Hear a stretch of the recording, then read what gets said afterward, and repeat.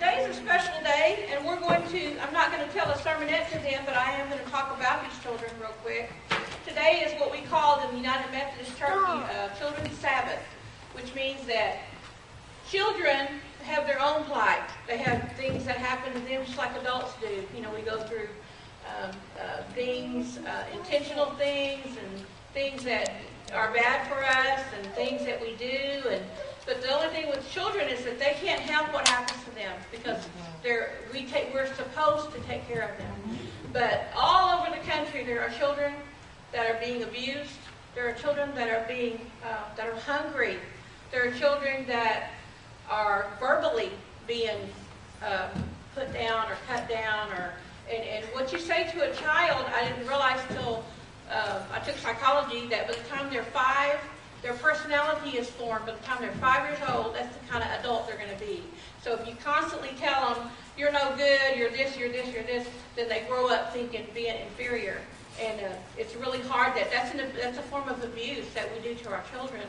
But you should always tell them, pump them up. Whatever they do, I remember my family always told you, whatever you do, I said, well, what if I decide to flip hamburgers? Well, then you're just going to be the best hamburger flipper. They would always support us in whatever we wanted to do. And I didn't do that, but it's just a way of letting the kids know that whatever you do is okay with me because you're good at whatever you do. And it gives them that little extra push. And I think it's back over in Sudan, or is it? Well, anyway, the theme for today is precious in God's sight, answering the call to cherish and protect every single child. Every single child, no matter what color, no matter, you hear some kids that are, oh, you shouldn't have been born, or they might be mixed race or whatever. None of that is their fault. None of whatever we blame children for is their fault. We brought them here, and we should take care of them. Amen. Whether it's our child, our grandchild, our neighbor, we should always be aware of what's going on with our neighbors' kids. If we know of abuse, we need to report it. If we know of mistreatment, we need to report it. Especially the domestic violence that we talked about yesterday, it starts sometimes very, very young, and it can go all the way through a child's life. And we need to be nosy neighbors, and we need to tell. So today is basically just to be aware of the children. And I look at these children, and I know I have some more children out there, but I look at these children, and they're all just beautiful. I don't see, God doesn't make junk, and I don't see anything in here that, to me, is anything to throw away.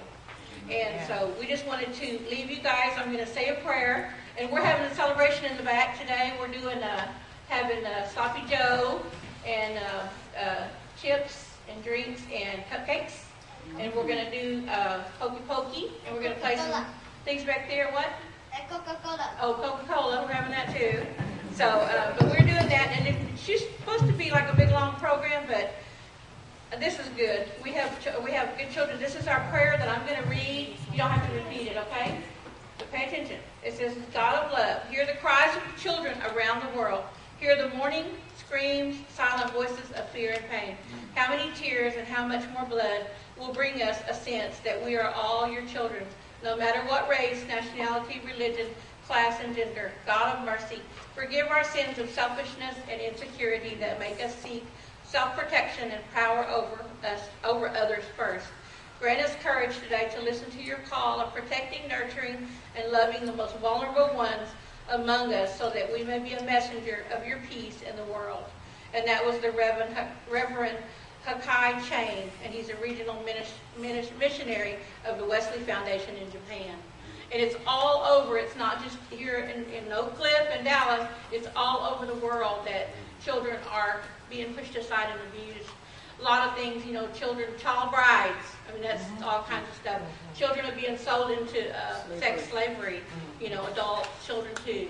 So it's a lot of it, but I look at these children today, and I think all of them except for Sophia is mine. But I look at Charlie back there. He was making a ruckus a while ago. But I just thank God for these children, and that they're in the church. They could be anywhere else. Like Pastor said, you could be anywhere on this morning, but they get up and wake their parents up and tell them, "I got to go to church."